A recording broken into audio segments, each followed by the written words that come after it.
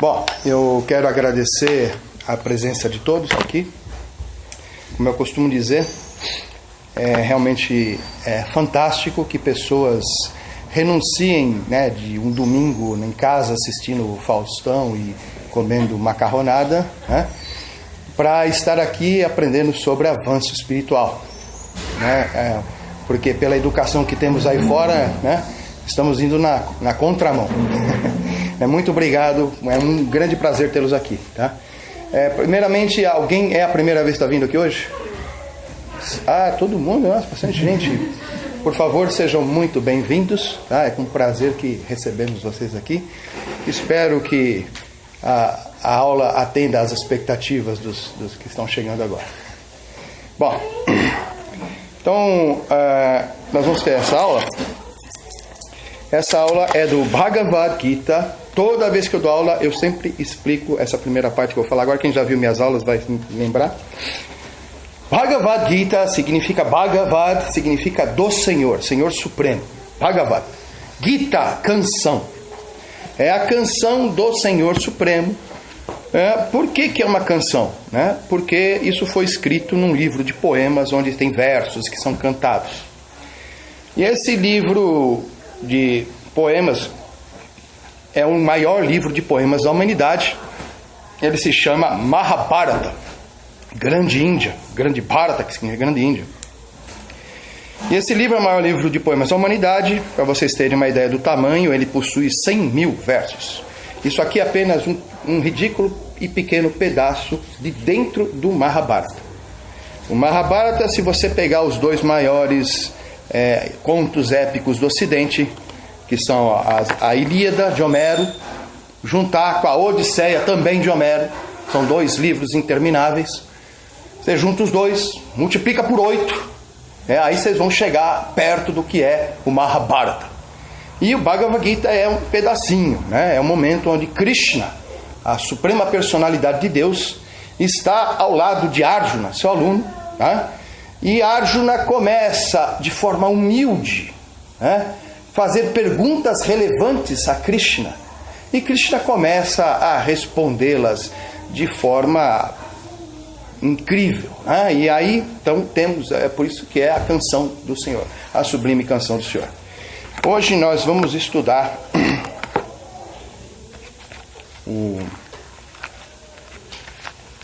o capítulo 6, verso 20, de 20 a 23. Esses versos de 20 a 20, normalmente a gente fala, o pessoal responde, isso aqui lá e tal, mas hoje eu vou quebrar esse contexto, porque de 20 a 23 são 3 versos e são compridos e não são fáceis.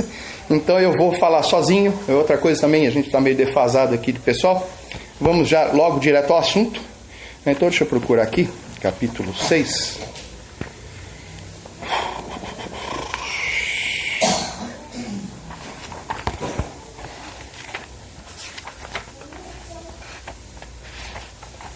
Aqui, versos 20 a 23.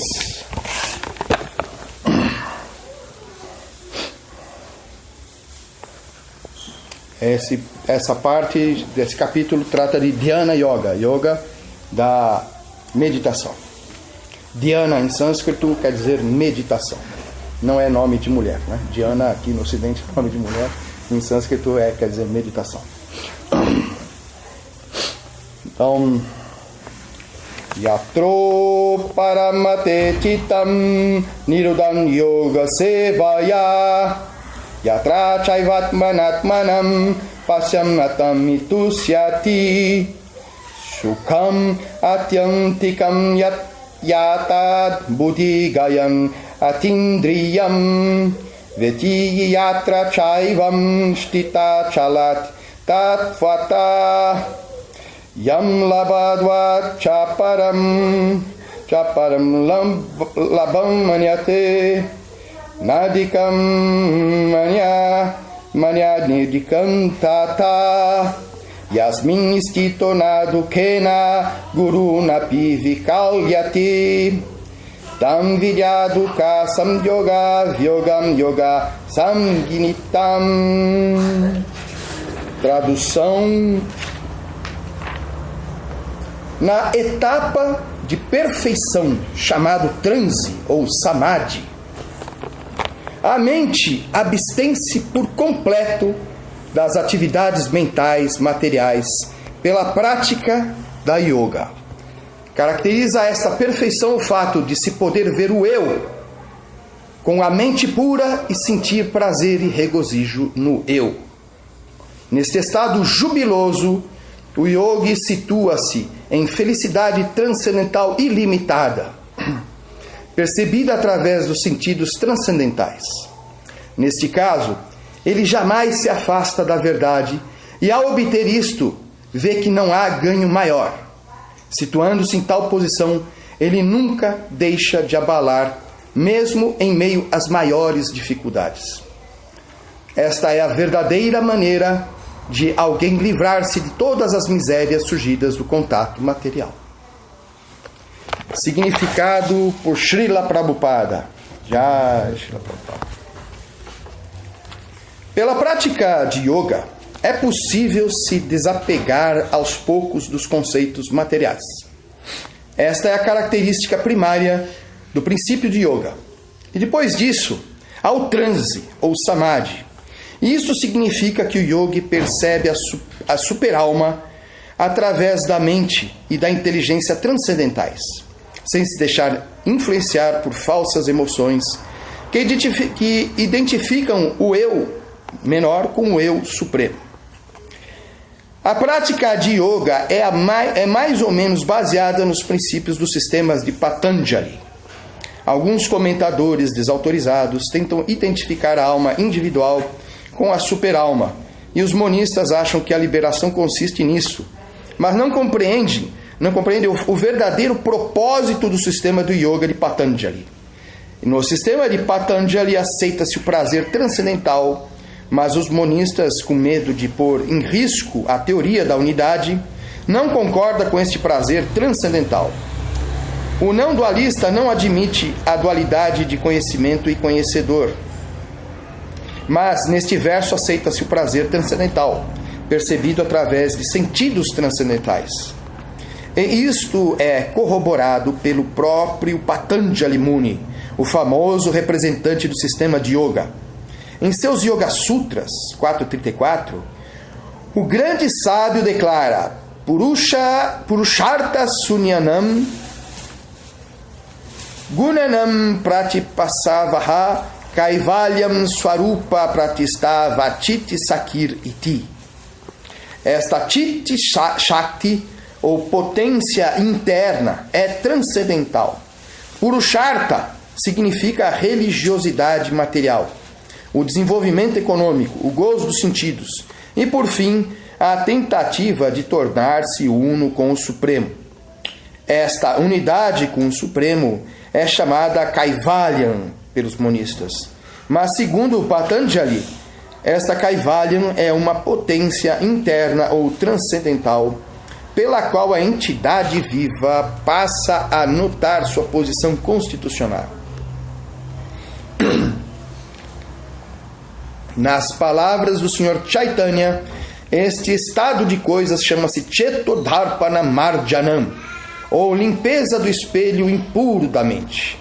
Esta limpeza é de fato a liberação ou Bhava Maha do Agni Nirvapanam. A teoria do Nirvana, também preliminar, corresponde a este princípio. No Bhagavatam 2.10.6, isto se chama Swarupena Vyashastiti. Nesse verso do Bhagavad Gita também confirma esta situação. Depois do Nirvana, a cessação material, a manifestação de atividades espirituais ou serviço devocional ao Senhor, conhecido como consciência de Krishna. Nas palavras do Bhagavatam, Swarupena Swavastiti, esta é a verdadeira vida da entidade viva. Maya ou ilusão é uma condição em que a vida espiritual sofre os efeitos da infecção material. Libertar-se desta infecção material não significa destruir a posição original e eterna da entidade viva. Com suas palavras, Kaivalya Swarupa Pratisthavai Chiti Sakiriti, Patanjali também aceita isso. Esta Chiti Shakti, ou prazer transcendental, é a verdadeira vida. Confirma-se isto no Vedanta Sutra 1.1.12, como Ananda Mayo Bishat. Este prazer transcendental natural é a meta última do yoga e se alcança facilmente pela execução do serviço devocional ou Bhakti Yoga. A Bhakti Yoga será vividamente descrita no 7º capítulo do Bhagavad Gita. No sistema de yoga, conforme se descreve neste capítulo, há duas espécies de samadhi, chamadas Sampragyata Samadhi e Asampragyata Samadhi. Quando alguém se situa numa posição transcendental por meio de várias investigações filosóficas, disse que alcançou Sampragyata Samadhi. No Asampragyata Samadhi não há mais ligação alguma com o prazer mundano, pois a pessoa está transcendental a toda espécie de felicidade derivada dos sentidos. Uma vez situado nesta posição transcendental, o yogi jamais se afasta dela. Enquanto não conseguir alcançar a posição de yogi, estará mal sucedido. A prática simulada de yoga de hoje em dia, que envolve vários prazeres dos sentidos, é contraditória. Um yogi que se entrega ao sexo e à intoxicação é uma farsa. Nem mesmo aqueles yogis que se sentem atraídos pelos siddhis, as perfeições do processo de yoga, estão numa situação perfeita. Os yogis são atraídos pelos subprodutos de yoga, então não podem alcançar a fase de perfeição, como se declara neste verso. Portanto, aqueles que se entregam a práticas exibicionistas, ginásticas ou siddhis, devem saber que dessa maneira perder-se o objetivo do yoga. Nesta era, a melhor prática do yoga é a consciência de Krishna, pois não é fraudulenta. Um devoto consciente de Krishna está tão feliz em sua ocupação que não aspira a nenhuma outra felicidade. Especialmente nesta era da hipocrisia, existem muitos impedimentos à prática de Hatha Yoga, Dhyana Yoga, Jnana Yoga, e não há problemas na execução de Karma Yoga ou Bhakti Yoga. Enquanto se tem um corpo material, faz-se necessário entender as exigências do corpo, a saber, comer, dormir, defender-se e acasalar-se. Mas quem está em Bhakti Yoga pura ou em consciência de Krishna não instiga os sentidos, enquanto atende às exigências do corpo.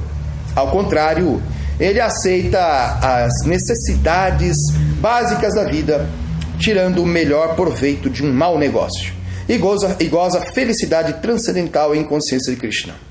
Ele não se deixa afetar por incidentes ocasionais, tais como acidentes, doenças, penúria ou até mesmo morte de um ente querido, mas está sempre alerta para executar seus deveres em consciência de Krishna ou Bhakti Yoga. Os acidentes nunca o desviam de seu dever.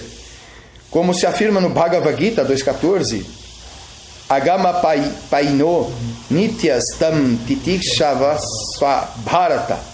Ele suporta todas essas ocorrências incidentais, porque sabe que elas vêm e vão e não afetam seus deveres. Deste modo, ele consegue a mais alta perfeição do yoga.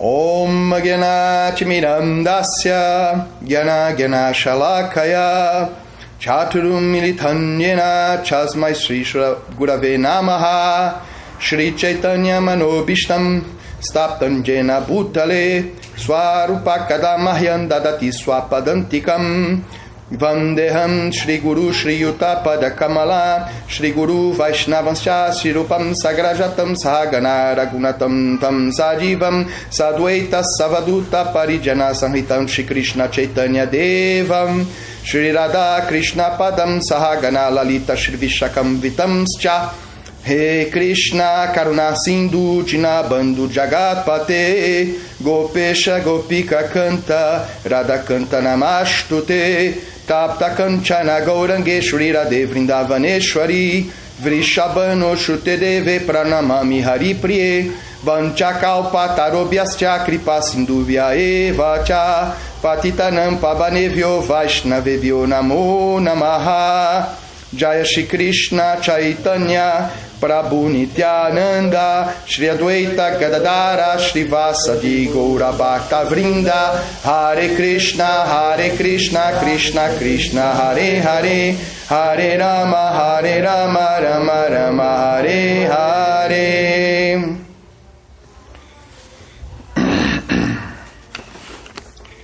Então, Bhagavad Gita como ele é, de Sua Divina Graça, Srila Prabhupada, capítulo 6, versos 20 a 23,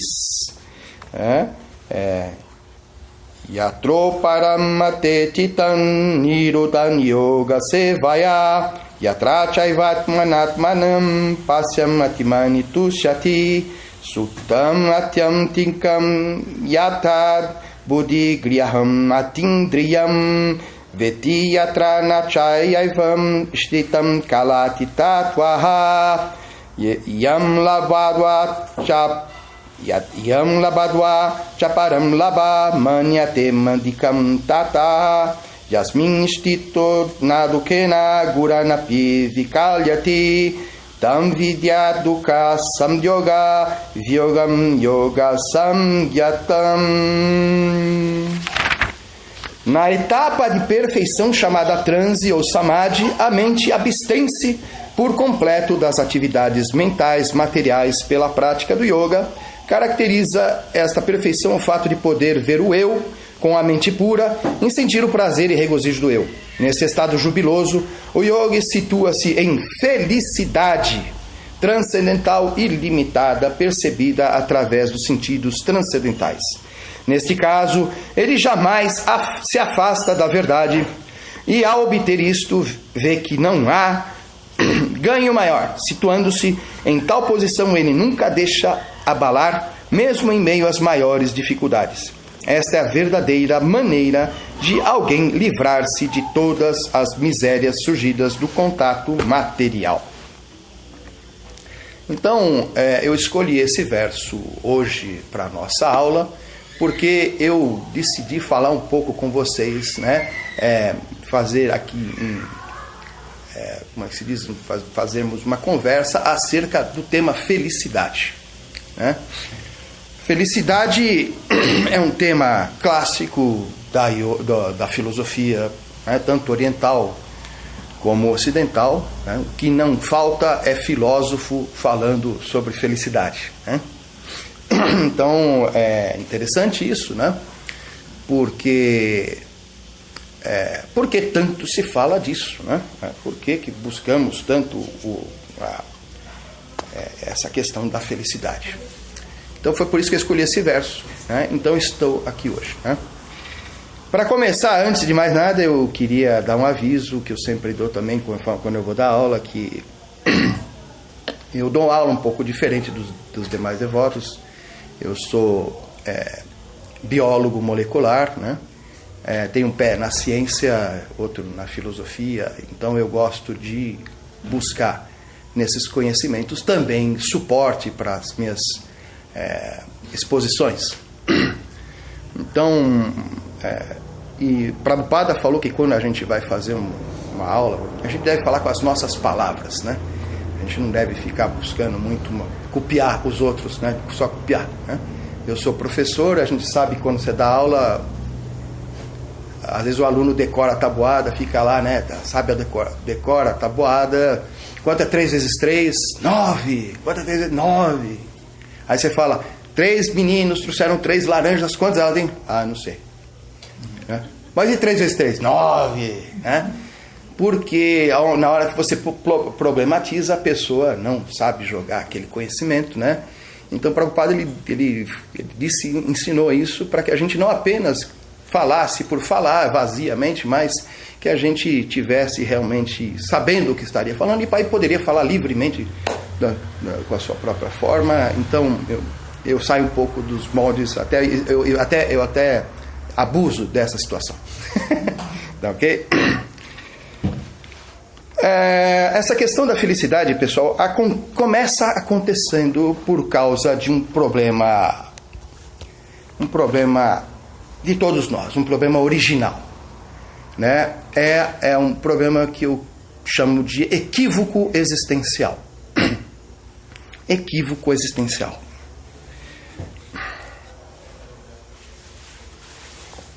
E por que equívoco existencial? Porque normalmente as pessoas acham que elas são o corpo. Eu sou esse corpo. Esse corpo, né, possui uma inteligência e uma consciência produzida pelo cérebro. Né? É um epifenômeno, né, que emerge da materialidade. Né? E de acordo com a visão védica, com a visão espiritual, isso é apenas um grande equívoco, fruto da ignorância da gente. Os textos védicos, Krishna nos ensina que nós vivíamos num mundo espiritual, plenos de conhecimento, plenos de prazer, de bem-aventurança, eternidade, com o Pai, num mundo espiritual. Porém, por algum motivo nós quisemos experimentar o que é a ignorância, a dor e a tristeza. Isso não existe no mundo espiritual, então a alma sai do mundo espiritual, entra para o mundo material. Quando ela entra no mundo material, quando eu digo mundo material, gente, não é o mundo material como as pessoas pensam, né? Quando a gente fala materialidade no ponto de vista védico, é muito mais abrangente do que se espera. Por exemplo, um espírita, quando um espírita kardecista, eu tenho um grande respeito pelos espíritas, tenho grandes amigos espíritas, quero deixar isso claro. Mas quando um espírita kardecista ele fala assim, que a gente morre, a gente vai para o mundo espiritual. Do ponto de vista védico, não. Quando você morre, você vai para o mundo material sutil. Mas continua no mundo material. Não é espiritual. E existem muitos graus de sutilidade, né? Onde o mais elevado seria dos semideuses, seria de Ganesha, Indra. Esses semideuses são seres Brahma, né? Seres extremamente elevados, né? Mas não é espiritualidade. Então, o que os espíritas chamam de espiritual, nós chamamos de material sutil. E o que nós chamamos de espiritual, as outras religiões nem fazem ideia do que seja. Eu acho que nenhuma outra religião faz essa divisão, né? Os esotéricos, por exemplo, teósofos, Rosa Cruzes, né? Não sei se vocês já conheceram alguma coisa a respeito, eles começam a tratar desse assunto quando o que eles chamam de mônada vital surge, né? Emerge da luz, né? A mônada vital, né? É exatamente esse o momento é que a alma entra no mundo material, é quando surge a mônada vital. Então quando a gente... Só que os esotéricos também não sabem que antes o que vem antes da mônada, eles também não falam. Então, mas nos textos védicos explica, né?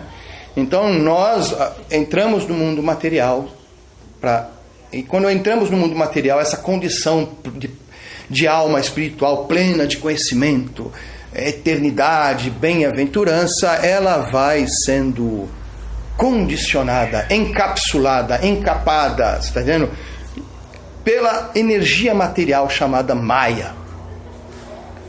E aí formam-se, de acordo com os Vedas, 5 corpos, né?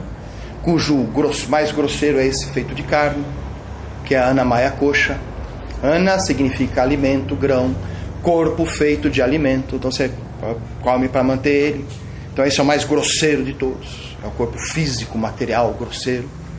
Depois nós temos um outro corpo energético que é chamado de Pranamaya Kosha, corpo feito de prana, também é material, é onde estão os chakras, onde está a Kundalini, onde estão os meridianos da acupuntura, onde está a aura que os espíritas tanto falam, né? O duplo etérico. Então isso está em Pranamaya Kosha. Tem muito esotérico que acha que Kundalini é espiritualidade. Não, Kundalini é material, né? Então, se vocês leram isso, tentem depois buscar mais informações nesse sentido, que eu não vou tratar disso aqui hoje, né? Então, Kundalini, tudo isso é Pranamaya Kosha. Depois nós temos uma outra capa que é Manomaya Kosha. Isso tudo está escrito no Taittiriya Upanishad, tá? Taittiriya Upanishad. Prabhupada, inclusive, ele cita isso no Bhagavad Gita. Então depois nós temos o Manomaya Kosha, que é o corpo mental. E é nesse corpo mental onde se forma o falso ego. É esse ego falso. Porque as escrituras dizem que tudo que tem no mundo espiritual existe no mundo material igual, só que de forma distorcida. Né? O mundo material, ele é um borrão, ele é uma mancha, né? Ele é apenas um rascunho de uma sombra, né? Do que é o mundo espiritual. Mas tudo que tem lá tem aqui de uma forma distorcida. Vocês já ouviram falar da caverna de Platão?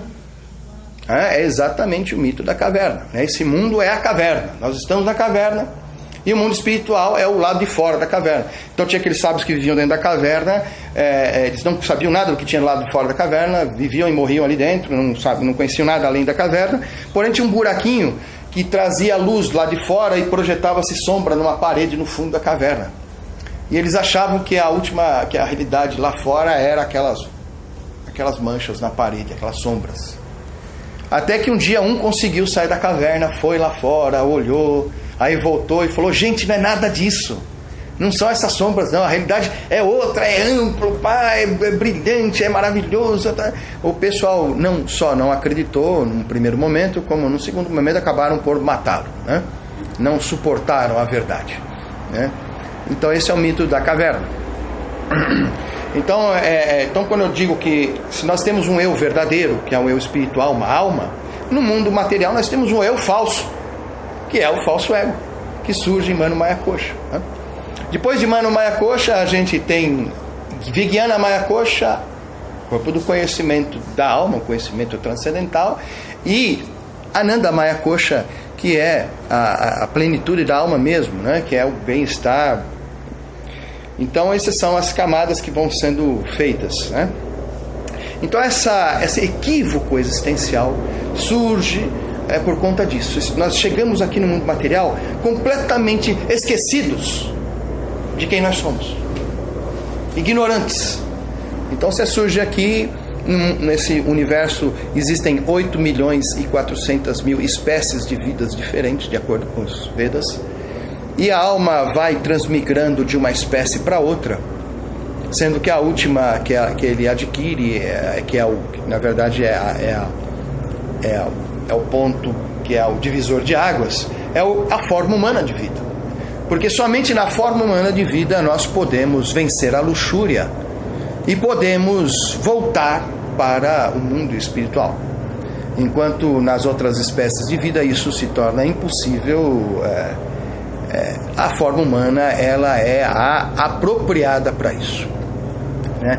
Então depois que nós chegamos aqui nessa forma humana, estamos como humanos, nós temos a possibilidade de vencer a luxúria pela primeira vez, né? Nessa forma de corpo. Vamos ter muitas encarnações nessa forma de humanos, e em um determinado momento deveremos vencer a luxúria e nos lembrar que somos uma alma e podemos voltar para o Supremo. Então é por isso que eu começo falando que a busca pela felicidade tem muito a ver com isso, porque todos nós temos a felicidade como meta, a felicidade enquanto objetivo, enquanto missão, né?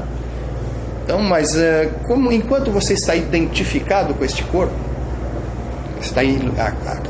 aparece aqui, não sabe de nada, não sabe de onde você veio, não sabe para onde você vai, quem você é, né, quanto tempo você vai ficar aqui, e afinal de contas, o que você está fazendo aqui? Essas grandes perguntas. Então, você está ignorante de tudo isso. Então, quando a gente aparece, você está na barriga da tua mamãe, lá no útero, quentinho, né? Não precisa respirar, não precisa se alimentar, sua mãe respira por você, se alimenta por você, faz tudo, você está relativamente em paz, né? Aí de repente eclode o útero, você sai para fora e sofre um momento de desamparo material. Então primeira coisa que você percebe, já que existe um desamparo material na existência material, você, como este corpo material, como ele é em sânscrito, ele é Annamaya Kosha, feito de alimento, você precisa estar o tempo todo reabastecendo ele, né? Porque ele não tem vida própria, então ele precisa ser sempre reabastecido. E interessante que todos os corpos materiais, eles não têm vida própria, eles precisam ser reabastecidos. Enquanto o corpo material precisa de alimento, precisa de água, precisa de vitamina, precisa de sais minerais, precisa de um monte de coisa, oxigênio, o falso ego precisa da vaidade, precisa da polida no ego, da autoestima, precisa aquilo que muita gente fala, eu vou dar uma lustradinha no meu ego, né? Eu vou comprar um carro bonito, mas não é para eu andar. Esse carro bonito é para despertar nos outros uma certa inveja e também falar, olha como... pô, que carrão, cara! Pô, né? Então ele nutriu o falso ego, que é a vaidade, né? O que significa a palavra vaidade? Vaidade vem do latim vanita, que significa vazio, sem consistência, é uma coisa inventada, né? Um falso ego. Um falso ego, uma falsa. E ele precisa ser alimentado com afagos, com reconhecimentos. Se não tem isso, a pessoa se sente mal. O meu falso ego. Mas é uma longa história que eu não quero me ater muito nisso hoje. Então, primeiro você percebe que você tem um desamparo material, depois, quando você cresce um pouco, você percebe que você tem um outro desamparo, que é o existencial, que é esse, e quem sou eu, né? Da onde eu vim, para onde eu vou, isso não adianta comer, não adianta ter carro, não adianta nada disso, que essas perguntas não vão se esgotar. Então existe um desamparo existencial que é fruto desse desligamento com o Senhor Supremo quando a gente vem para o mundo material. Esse desligamento é consciencial. Então a gente se separa de Deus em consciência, vem para o mundo material. E começamos a sofrer por causa desse desamparo. E esse desamparo nos faz novamente querer voltar a se ligar com alguma coisa, algo que nos preencha, algo que nos faça responder às perguntas, né? E daí surge essa busca por suprir essas carências que a gente tem, esses desamparos. Então a busca da felicidade está imbricada com essa situação. Você aprende desde pequeno que felicidade é satisfazer os sentidos, né? Desde pequeno você entende que ser feliz é comer comida gostosa, ser feliz é ter uma namorada ou um namorado muito bonito, né? Passear por lugares maravilhosos, ter carro maravilhoso, enfim, tudo o que a mídia e a sociedade colocam na sua cabeça como sendo o que realmente faz com que a pessoa se sinta feliz. Então existe uma espetacular confusão entre prazer, alegria e felicidade, o que normalmente é um sinônimo aí fora. Mas filosoficamente aqui é diferente. Nós acabamos de ler aqui que Krishna ele fala que mesmo a pessoa estando com problemas na vida, aqui infeliz, né, como ele fala aqui, nunca se deixa abalar mesmo em meio às maiores dificuldades. Então você está lá sem dinheiro, não sei o que lá, mas continua feliz. Mas felicidade não é alegria, não é prazer? Não. Enquanto o prazer que a gente diz, ele é apenas estímulos sensoriais. São estímulos sensoriais, né?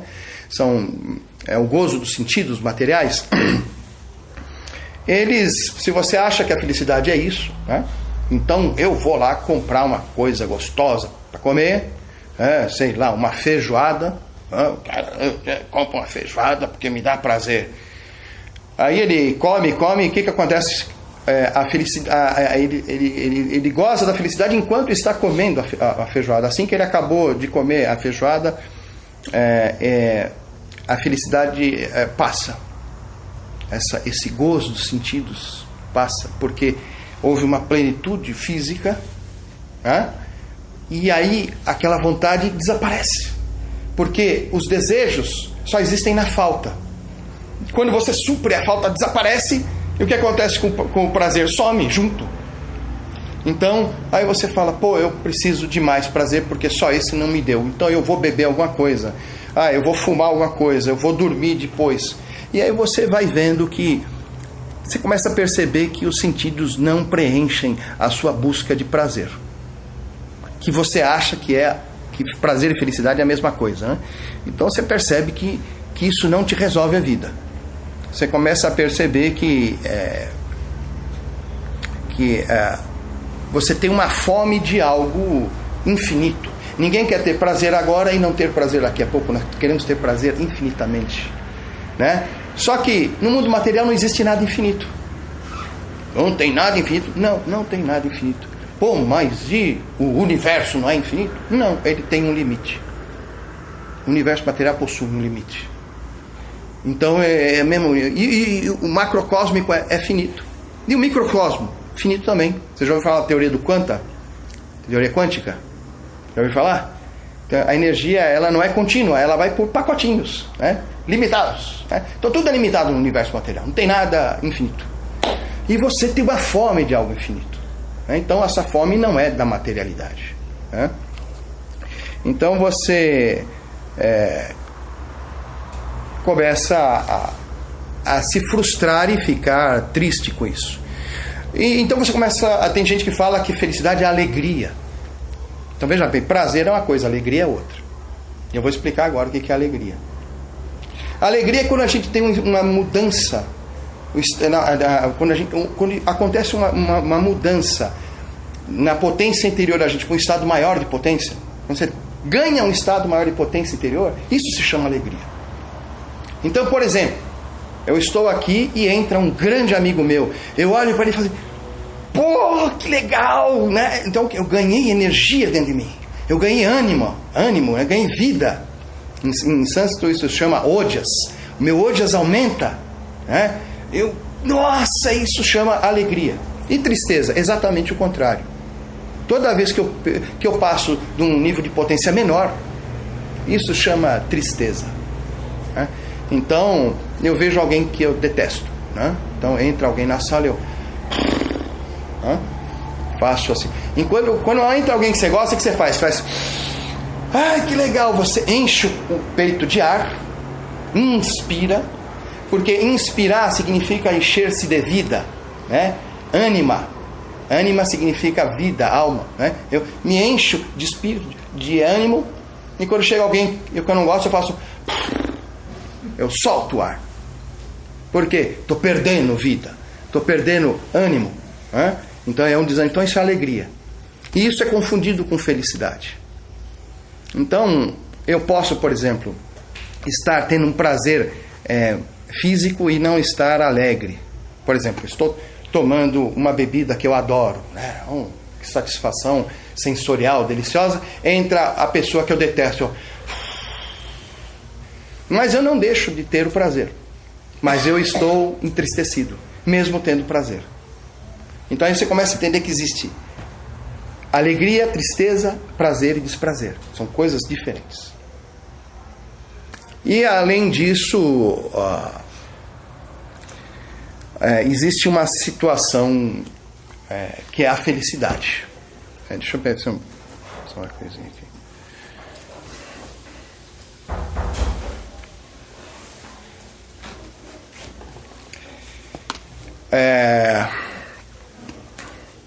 Eu estava falando para vocês que nós estamos aqui na forma de vida humana. Essa forma de vida humana se chama em sânscrito humano, ser humano é manu, ou seja, manas, manu significa ser pensante, e o homem, ele é de acordo com os Vedas, o que diferencia nós dos outros seres vivos é que nós somos seres pensantes. Então você olha para uma formiga, o que você observa? Qual que é a da formiga? A formiga fica o tempo todo fazendo o quê? Trabalhando. Você fala, pô, a formiga nasceu para trabalhar. Não é verdade? Pô, você vê aí você vê um peixe dentro da água, o que ele fica fazendo o tempo todo? Nadando. Né? Pô, o peixe nasceu para nadar. Né? E qual característica que é própria do ser humano que separa ele dos outros? A capacidade de pensar. Nós somos manu, seres pensantes. Então nós temos uma forma de vida apropriada para pensar. E esse pensamento ele pode ser usado para que você possa questionar sobre a sua existência e, através desse questionamento, buscar respostas para responder às grandes questões da vida, que eu falei agora há pouco. E é só através dessa condição que é chamada de Buddhi, que a gente possui, que a gente pode buscar o conhecimento libertador. Porque quando a gente fala de felicidade, gente, a gente está falando de satisfação, e não de prazer, e não de alegria. Felicidade é satisfação. Satisfação é a condição de plenitude. Mas como é que é possível isso? Eu tenho fome, eu tenho desejo, eu quero um carro, eu quero beber, eu quero ter uma... como é que eu vou ser feliz? Não é difícil, mas é complicado, né? Lembra que eu falei que nós somos o que originalmente? Nós somos o corpo? Não. Nós somos o que? Alma. Alma espiritual. E a alma espiritual é Sat Chit Ananda Vigraha, personificação do conhecimento, eternidade e bem-aventurança. Então a alma por si só, ela é plena. A alma, ela não tem necessidade de nada, não existe falta, então não há desejos na alma. Então não há busca de prazer sensorial na alma, não há busca de alegria, ela é eternamente alegre, ela é auto-alegre. Então, conforme a gente começa a ganhar a consciência, retornar a memória da gente que nós somos alma, automaticamente essa característica da alma espiritual, ela começa a desabrochar em mim, que é o quê? A felicidade. Então o que eu preciso para ser feliz? Eu preciso de carro? Eu preciso de comer um sorvete? Eu preciso de comprar uma pasta de dente e ficar sorrindo, feliz? Não. O que eu preciso? Eu preciso ser o que eu sou, a alma. E quando eu desperto essa condição de alma, eu me plenifico. E a felicidade vem naturalmente. Eu posso estar sem dinheiro, eu posso estar sem um sorvete, eu posso estar em qualquer lugar, mas a minha condição de alma essa satisfação me preenche. E eu não estou mais dependente da materialidade, das prazeres mundanos, como um vício, como uma droga.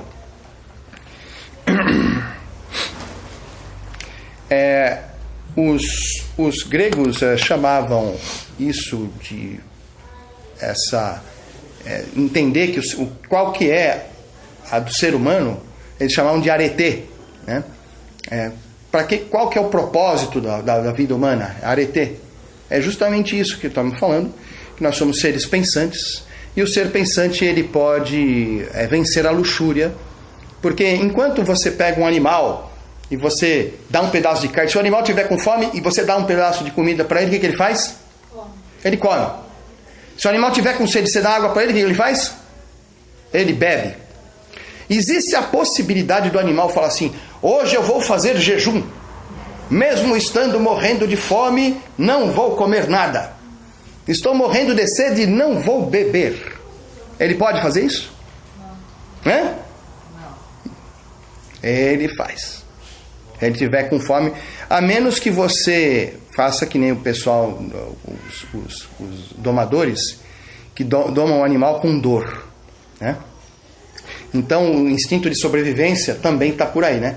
Ele se acha mais ameaçado pela dor do que pela falta da comida. Então ele não come se ele achar que você vai bater nele, né? Mas não é uma decisão sem nenhuma influência externa, como a gente. Então nós temos a opção de, diante dos sentidos, podemos permiti-lo ou não, né? Deliberar de forma, né, a aceitar que o sentido seja satisfeito, que os desejos sejam, ou não. E como é que eu faço essa deliberação? Usando a cabeça.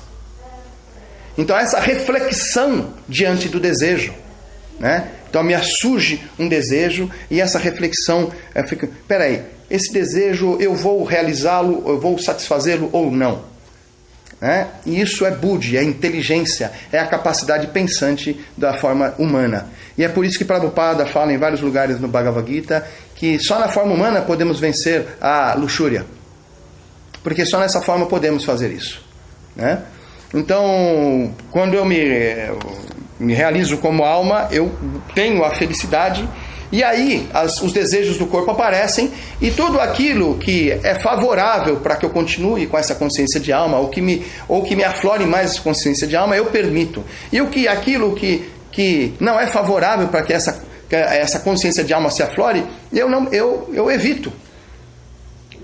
Né? Então eu vou guiando a minha vida através de Budi e fazendo essas escolhas diante desta visão holística da existência humana, e não mais puramente baseada no gozo dos sentidos, como é a falsa felicidade publicitária, essa felicidade que você vê nos jornais, na televisão, que todo dia ficam bombardeando a nossa cabeça com compre, consuma, porque eles veem que os desejos são uma fonte de ganho, uma fonte de exploração das pessoas, e se eles te convencerem que satisfazer os sentidos é felicidade, eles vão garantir isso para sempre, né? Então existe um oportunismo nessa visão equivocada da nossa existência. Então a publicidade está aí para isso, né? Compre uma marca de margarina e todos vão estar felizes na mesa de manhã cedo, né? Compre um jeans X que você vai ser o bambambam. E essa felicidade publicitária, ela está diretamente ligada com a ideia de consumo. E consumo, gente, o que significa a palavra consumo? Destruição. Então nós temos que consumir, nós vamos destruindo a nossa saúde, vamos destruindo o nosso meio ambiente e vamos destruindo até a nossa condição de humanos. Porque se nós só satisfazemos os desejos, nós vivemos mais como animais do que como humanos, que deveríamos questionar, refletir sobre o desejo. Tá? Deixa eu falar mais um pouquinho aqui. Esse mundo te ensina a buscar a felicidade. Aliás, existe uma obrigação de ser feliz, mas essa felicidade publicitária. Eles querem que você seja feliz. Né? No Facebook as pessoas só colocam coisas felizes, né? Querem mostrar que são felizes, querem convencer os outros, porque existe essa ideia que a felicidade sensorial é obrigatória. Mas tudo que acontece nesse sistema é justamente para te provocar o contrário, né?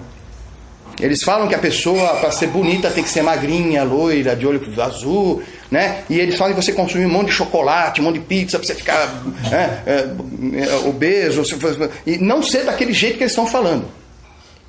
Eles te dão todas as condições para você ser infeliz, né? Na verdade, né? Você é uma pessoa vaidosa, você é inseguro, você é ciumento, tudo para transformar a tua vida num inferno, né? Então a felicidade está longe disso.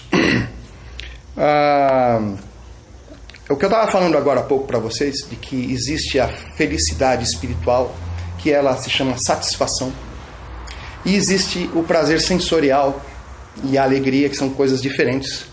Isso hoje em dia a ciência já começa a comprovar. Porque eu podia estar falando aqui, você fala, bom, Maheshwara, isso é apenas filosofia. O que você está falando talvez não seja nada disso. Afinal de contas, a gente vê tantos filósofos falando sobre felicidade. Outro dia, há um tempo atrás, eu fui na USP, eu estava fazendo um curso na USP e fui numa palestra sobre felicidade, né? Aí tinha um professor e uma professora, e eles falaram de um autor, falaram de outro. Não, tal filósofo falou isso sobre felicidade, outro falou isso, outro falou aquilo outro, e outro falou aquilo outro, né? E a gente esperando a conclusão final, e o que é a felicidade, né? Porque cada um com uma visão tão diferente da outra, e no final das contas não teve a conclusão.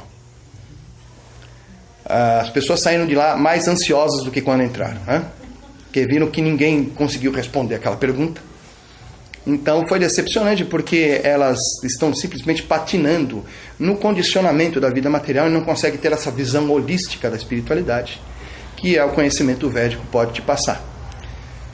Então, o que eu ia falar aqui agora para vocês é que a ciência já hoje em dia começa a comprovar isso que eu estou falando aqui para vocês sobre felicidade e prazer e alegria.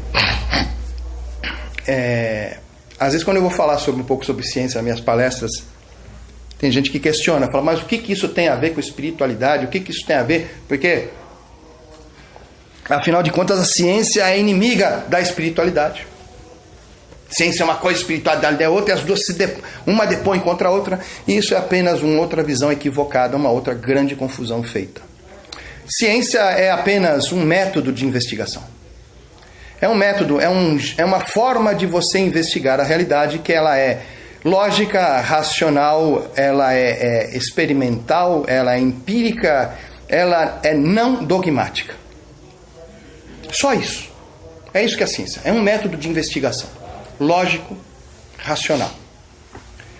O problema é a ideologia que tem por trás. Eu posso usar a ciência, mas eu, como ideologia, sou materialista. Sou um ateu. Então eu uso a ciência para corroborar os pontos de vista do ateísmo. Mas eu posso ser um espiritualista e usar a mesma ciência para mostrar justamente o contrário. Então, na verdade, não é uma guerra entre ciência e espiritualidade, é entre materialismo e espiritualismo. A ciência não tem nada a ver com isso.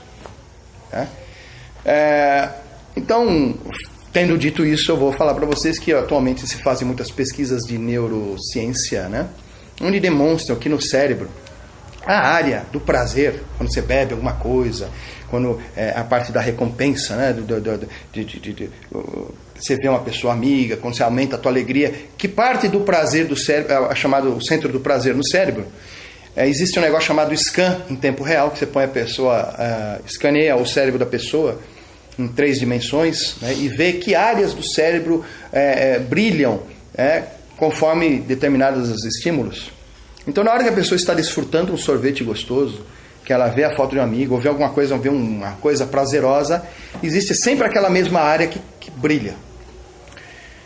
Porém, a felicidade, né, era outra situação diferente. Porque eles perceberam que existia uma outra área do cérebro que brilhava, que era o caso de pessoas que se diziam que estavam muito felizes, aí eles iam olhar o centro do prazer, estava apagado. Mas está apagado a área do prazer do cara. Não tá. Mas eles viam que tinha uma outra área que estava brilhando. E eles perceberam que essa era a área da satisfação, é a área da felicidade. São áreas diferentes do cérebro. Eu quero dizer uma coisa.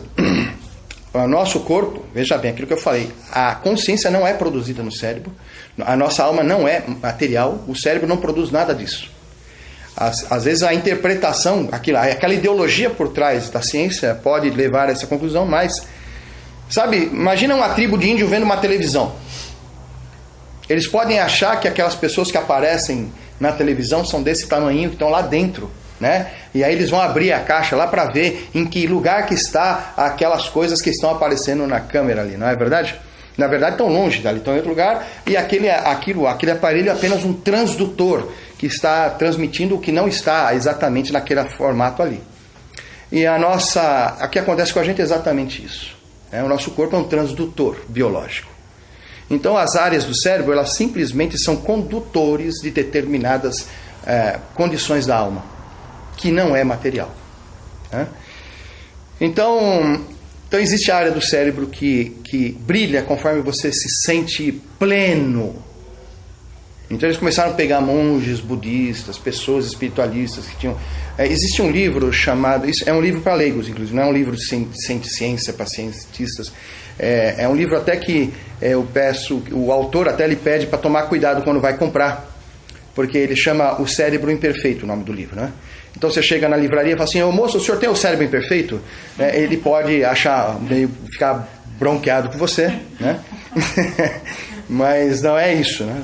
Então você explica que é o nome do livro, né? Chama-se Cérebro Imperfeito, que fala essas coisas lá para qualquer pessoa leiga entender. Então existe essa parte do cérebro que é separado da parte do prazer. Então isso que eu estou comentando com vocês sobre prazer, alegria e felicidade é corroborada pela ciência da neurociência hoje em dia, tá? Então, como ser feliz? Agora vamos chegar na conclusão que eu não tive lá na USP aquele dia que eu fui na palestra dos filósofos lá, né? Como ser feliz, né? Já que eu já sei agora que felicidade é a plenitude, e como ser feliz. Para você ser feliz, você tem que retomar a tua memória de alma espiritual. E como eu faço isso? Através dos processos, né, de yoga. Yoga, o que significa a palavra yoga? União. Unir o quê? Você com o Supremo, com Krishna, com Deus. Lembra que eu falei da sensação de desamparo existencial, de separação? O processo de yoga vai fazer o contrário, ele vai fazer a junção de você com o Supremo.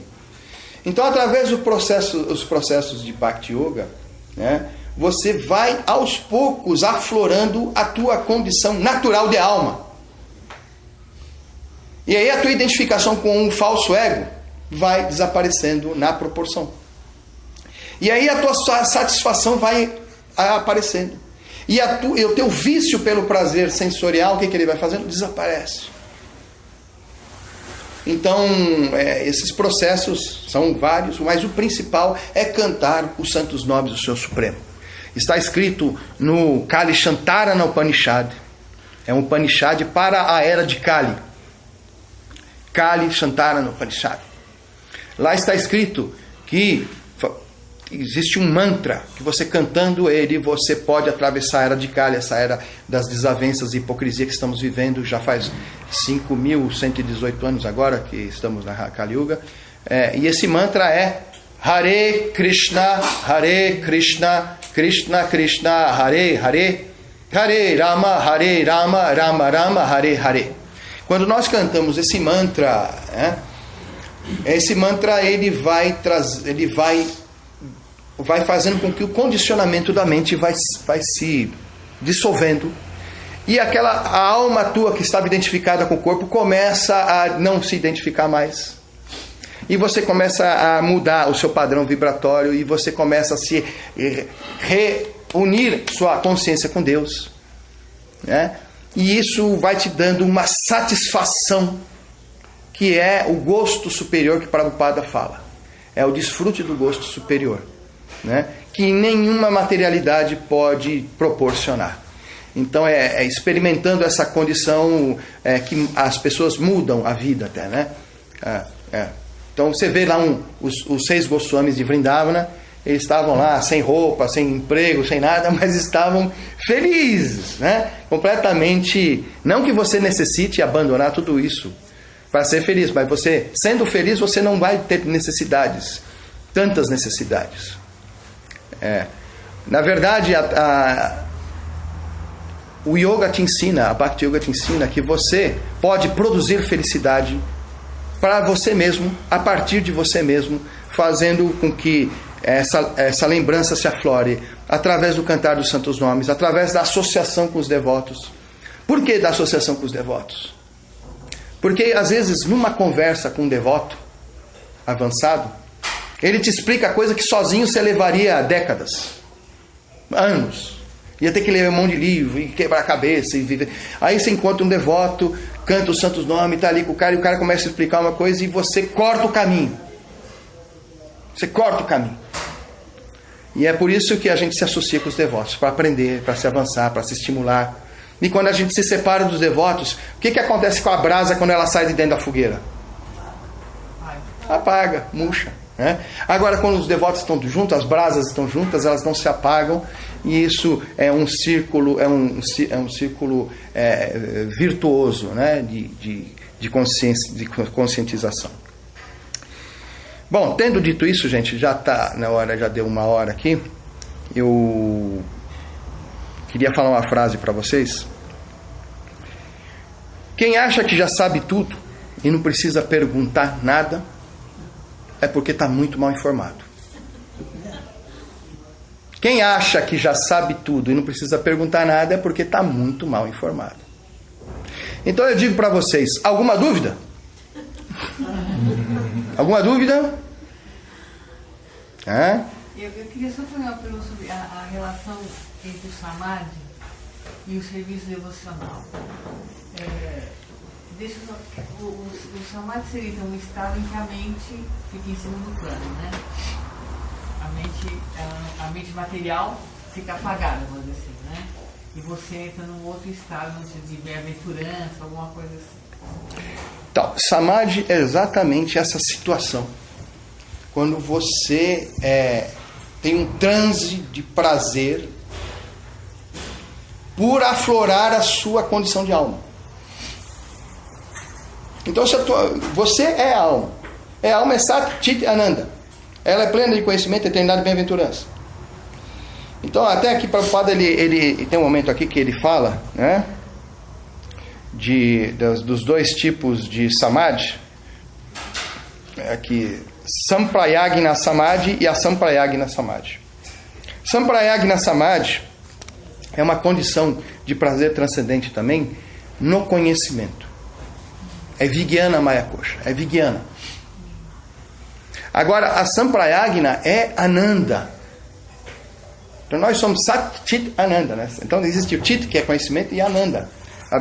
Então nós temos esses dois tipos de Samadhi diferentes, que é um entendimento filosófico, e o outro é a vivência da doçura, da plenitude. Porque o que acontece? Quando você tem a satisfação, quando você tem o entendimento, aquele conhecimento revelador, aquele conhecimento que te traz a verdade, inclusive nas pesquisas neurocientíficas, eles foram testando tudo o que acendia a área da satisfação, a área da felicidade. Porque o pessoal falava, dinheiro da felicidade, né? Beleza da felicidade. Bom, vamos ver mesmo, vamos ver se é isso mesmo. Aí começaram a pegar pessoas muito ricas e foram ver, na área da satisfação não estava acesa. Estava murcha. Na verdade, o que o cara tem é muito prazer sensorial, mas satisfação ele não tem, né? E aí pegava uma pessoa muito bonita, lá, mulher linda, lá, maravilhosa, ganhou Miss, não sei das coisas, lá também não tem satisfação, tinha só prazer. Aí aquele tal negócio. Então viram que nem dinheiro, nem beleza, nem poder davam felicidade, mas era uma questão consciencial. Então eu respondi sua pergunta. Mais ou menos. Então eu perguntei, não, sim, isso aí tá, nossa. Mas a relação com o serviço devocional, quer dizer, você teria então o serviço devocional em vários níveis diferentes, né? Sim, sim. Existem 9 processos devocionais, né? Shavana, Kirtana, Smaranam, Pada Sevanam, Archanam, Vandanam, Dasyam, Sakyam, Atma Nivedanam. Esses são os 9 processos. Não vai dar para explicar porque é muita coisa. São 9 processos, tá? Que a gente tem aqui. Depois, por favor, pesquisem. Fica essa provocação final aqui para que vocês deem uma procurada os 9 processos de Bhakti, que são as várias formas que a gente faz isso conjuntamente, não é cada uma de cada vez, não. São todos eles combinados. Eles criam aquela condição para você recuperar essa tua memória de alma. E quando nós recuperamos a memória de alma, gente, isso se chama consciência de Krishna. E quando aí você vê que você ama a Deus, Deus te ama. E aí quem ama, o que faz? Quem ama serve. Quem ama trabalha, né? Quem ama quer servir. A condição natural da alma espiritual é de serva do Senhor Supremo. Mas não é serva no que o pessoal fala aí, na materialidade, né? Que ser servo é uma condição humilhante, né? É ser explorado por um tirano, não é isso. É a condição, igual quando a mãe está dando comidinha para o bebê, está trocando o bebê, e ela sente prazer em servir o bebê, porque está numa plataforma amorosa, ela não se sente explorada pelo bebê, ela sente muito prazer de servir o bebê. Né? Na plataforma amorosa, quando você serve a Deus, você também não se sente explorado, você se sente como se diz, abençoado, você se sente melhorado, você se sente muito feliz, né? Ok? Mais alguma pergunta? Na vida cotidiana, o que significa servir a Krishna? Exatamente isso, né? Quando você começa a despertar a sua condição de alma, né? Mesmo antes, você vê os devotos servindo, às vezes você nem tem vontade, mas começa a servir, vê o exemplo e tal, e você começa a recobrar isso em você, né? Não é verdade? Então, o seu amor por Krishna vai desabrochando, e você começa a estudar também, ver o que Krishna gosta, o que Krishna não gosta, começa, né? É uma série de fatores, e aí você tem esses processos que você começa a fazer. Então o serviço devocional é quando você age pensando em satisfazer o Senhor Supremo. Não é só que eu quero prazer para mim. Não é errado pedir as coisas para Deus, tá, gente? Mas quando você tem um filho pequenininho A criança pequena, ela fica, pai, me dá carrinho, pai, me dá sorvete, pai, me leva para passear. Aí essa criança vai crescendo e quando ela fica grande, aí ela não fica mais pedindo as coisas para você, ao contrário, ela chega para você e fala assim, pai, o que o senhor precisa? Pai, o que o senhor quer que eu te ajude? No que eu posso te auxiliar? Então a gente também, quando a gente está num estado mais neófito de consciência, a gente fica pedindo as coisas para Deus. Me dá, satisfaz os meus sentidos, né? Mas depois quando a sua consciência aumenta, você já não fala assim, Senhor, o que eu preciso fazer para satisfazê-lo? Isso é agir em consciência de Krishna. Tá ok? Estamos bem? Dou-lhe uma, dou-lhe duas, todas as glórias, Srila Prabhupada. Já, Srila Prabhupada.